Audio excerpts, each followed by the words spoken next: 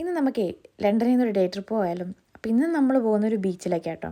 ഞങ്ങളുടെ യോഗം എന്ന് പറഞ്ഞാൽ മതില്ല, ഇന്ന് സണ്ണി ഡേയാണ്. സാധാരണ ഇങ്ങനെയുള്ള കാര്യങ്ങൾക്ക് ഞങ്ങൾക്ക് തീരെ യോഗമില്ലാത്ത, പക്ഷേ ഇന്ന് എന്തായാലും നല്ല ദിവസമായിരുന്നു കേട്ടോ. ഞങ്ങളവിടെ ചെന്നപ്പോൾ എന്തൊക്കെ ഈവൻറ്റ്സ് ഒക്കെ നടക്കുന്നുണ്ടായിരുന്നേ. അപ്പം നമ്മളിന്ന് പോകുന്നത് മെർമെയ്ഡ് ബീച്ചിലേക്കാട്ടോ, ഫോക്ക് സ്റ്റോണിലുള്ള. ഇതിൻ്റെ ഏറ്റവും ബെസ്റ്റ് വ്യൂ നമ്മൾ ഈ മേലെ നോക്കുന്ന കേട്ടോ. അവിടെ നിന്ന് നോക്കുമ്പോൾ നല്ല അടിപൊളി വ്യൂ ആണ്. നല്ല നീല കളർ വെള്ളവും നല്ല ബീച്ചും. ശരിക്കും പറഞ്ഞാൽ ഈ പേരെന്തുകൊണ്ടാണ് ഇവിടെ വന്നതെന്ന് എനിക്കറിയില്ല കേട്ടോ. പക്ഷേ ഈ പാറക്കല്ലുകൾ ഇങ്ങനെ അടുക്കി വെച്ചങ്ങനെ കണ്ടപ്പോൾ എനിക്ക് മനസ്സിലായി ഈ മർമെയ്ഡിൻ്റെ ഒരു വാല് പോലെ ഉണ്ട്. ഇനി അതുകൊണ്ടാണ് ആ പേര് വന്നതെന്ന് എനിക്കറിയത്തില്ല, ഞാൻ ജസ്റ്റ് ഊഹിച്ചു. എന്തായാലും ഇവിടെ നിന്ന് നോക്കിയാൽ കാണാൻ നല്ല ഭംഗിയാട്ടോ.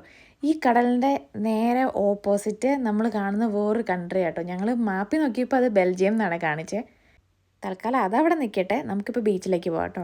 ഈ ബീച്ചിലേക്ക് വരുന്ന വഴിയും കാണാൻ നല്ല രസമാട്ടോ. ചില സ്ഥലങ്ങളിലൊക്കെ ഇങ്ങനെ ഗുഹ പോലെയൊക്കെ ഇങ്ങനെ കൊത്തി വെച്ചിട്ടുണ്ട്. ഇത് നേരത്തെ എന്തെങ്കിലും കോസ്റ്റൽ പാത്ത് പോലെ ആയിരുന്നോന്നറിയില്ല, പക്ഷെ എന്നാലും കാണുമ്പോൾ ഒരു കൗതുകം, ഇത് എങ്ങനെ ഇങ്ങനെയൊക്കെ ആയി എന്നുള്ളത്. ഈ ബീച്ചിൻ്റെ തൊട്ട് താഴെ ഒരു പാർക്കുണ്ട് കേട്ടോ. ആ പാർക്കിൽ കൂടെയാണ് നമ്മൾ ബീച്ചിലേക്ക് ഇറങ്ങുന്നത്. പിന്നെ ഈ ബീച്ചിൻ്റെ പ്രത്യേകത കേട്ടോ, ഈ ബീച്ചിൻ്റെ ചില ഭാഗങ്ങളിലൊക്കെ നമുക്ക് ബാർബിക്ക് സെറ്റ് ചെയ്യാൻ പറ്റും കേട്ടോ. ഞങ്ങളിങ്ങനെ പോകുന്ന വഴി കുറേ സ്ഥലത്തൊക്കെ ആൾക്കാർ ടെൻ്റൊക്കെ അടിച്ച് ബാർബിക്കൊക്കെ സെറ്റാക്കുന്നുണ്ടായിരുന്നേ. നല്ല രസമായിരുന്നു അതിൻ്റെ സൈഡിൽ കൂടെ ഇങ്ങനെ വോക്ക് ചെയ്യാൻ വേണ്ടിയിട്ട്. ഇങ്ങനെ നീണ്ട് കിടക്കുകയാണ്. ഇത് സാൻഡി ബീച്ചല്ല, ശരിക്കും പറഞ്ഞാൽ ഇത് ഫുള്ള് സ്റ്റോൺസ് ആട്ടോ. അപ്പോൾ നമുക്ക് ചെരുപ്പില്ല നടക്കാൻ ഇത്തിരി ബുദ്ധിമുട്ടാണ്.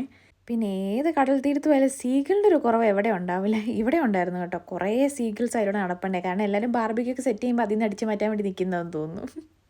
നമ്മൾ കഴിഞ്ഞ പ്രാവശ്യം ബ്രൈറ്റൺ ബീച്ച് പോയില്ലായിരുന്നു, ഏകദേശം അതുപോലെ തന്നെയായിട്ട് ഇതിരിക്കുന്നത്. അവിടെ നിന്ന് കുറച്ച് ദൂരം നടന്നു കഴിയുമ്പോഴാട്ടോ ഫോക്ക് സ്റ്റോൺ ബീച്ച്. ഇത് ഏകദേശം അടുത്തടുത്ത് കിടക്കുന്നതാണ്. ഇതിന് എന്തുകൊണ്ട് രണ്ട് പേര് വന്നതെന്ന് എനിക്കറിയില്ല കേട്ടോ. അപ്പോൾ ഈ ബീച്ചിൻ്റെ തൊട്ട് സൈഡിൽ കൂടെ നമ്മൾ കുറച്ചുകൂടി നടന്നു കഴിയുമ്പോൾ അവിടെ ഹാർബറുണ്ട്. ഹാർബറിൽ ഒരുപാട് ഫുഡിൻ്റെ ട്രക്കുകൾ ഇട്ടിട്ടുണ്ട് കേട്ടോ. അപ്പോൾ അവിടെ ഇങ്ങനെ ഒരുപാട് ഓപ്പൺ സ്പേസിൽ എല്ലാവരും ഇരുന്ന് കഴിക്കുന്നുണ്ട്, ലൈവ് മ്യൂസിക് ഉണ്ട്. നല്ല ഒരു അടിപൊളി വൈബായിരുന്നു കേട്ടോ അവിടെ. ഈ ഹാർബറിൻ്റെ ഓപ്പോസിറ്റ് നോക്കിയാൽ വേറൊരു ബീച്ചാണ് കേട്ടോ. അത് ശരിക്കും സാൻഡി ബീച്ചാണേ.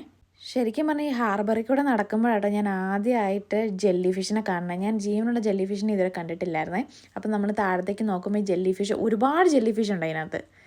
അങ്ങനെ അവിടുത്തെ കാഴ്ചകളൊക്കെ ഉണ്ട്. നമ്മൾ നേരെ പോകുന്നത് ലൈറ്റ് ഹൗസിലേക്കാട്ടോ. നമുക്കതിൻ്റെ മേലെ നിന്ന് ആ കടലിൻ്റെ വ്യൂ ഒന്ന് കാണാൻ വേണ്ടിയിട്ടാണ് നമ്മൾ പോണേ. അപ്പം ഇപ്പം അത് ലൈറ്റ് ഹൗസായിട്ട് യൂസ് ചെയ്യുന്നുണ്ട കാര്യത്തിൽ എനിക്ക് വല്ല ഉറപ്പില്ല. പക്ഷേ കാരണം അതിൻ്റെ താഴത്തെ സൈഡിൽ അവർ റെസ്റ്റോറൻറ്റ് റൺ ചെയ്യായിരുന്നു. അപ്പോൾ അവിടെ നമ്മൾ ചെന്നപ്പോൾ ലൈവ് മ്യൂസിക്കൊക്കെ ഉണ്ടായിരുന്നു കേട്ടോ. ഈ ലൈറ്റ് ഹൗസിൻ്റെ ഒരു സൈഡിൽ കൂടെ ഒരു ഫുട്പാത്താണ് കേട്ടോ. അപ്പോൾ അവിടെ നിന്ന് നമുക്ക് ഫിഷിങ് നടത്താവേ. അവിടെ ഇങ്ങനെ ഓരോ 1 2 3 എന്നൊക്കെ പറഞ്ഞ് നമ്പർ ഇട്ട് വെച്ചിട്ടുണ്ട് കേട്ടോ. അപ്പോൾ ഈ ബീച്ചിലൊക്കെ പോകാൻ താല്പര്യമുള്ളവരൊക്കെ ആണെങ്കിൽ ഒരു പ്രാവശ്യമൊക്കെ വിസിറ്റ് ചെയ്യാൻ പറ്റിയ നല്ലൊരു പ്ലേസ് ആട്ടോ അത്. അപ്പോൾ ശരി ഗൈസ്, ബൈ.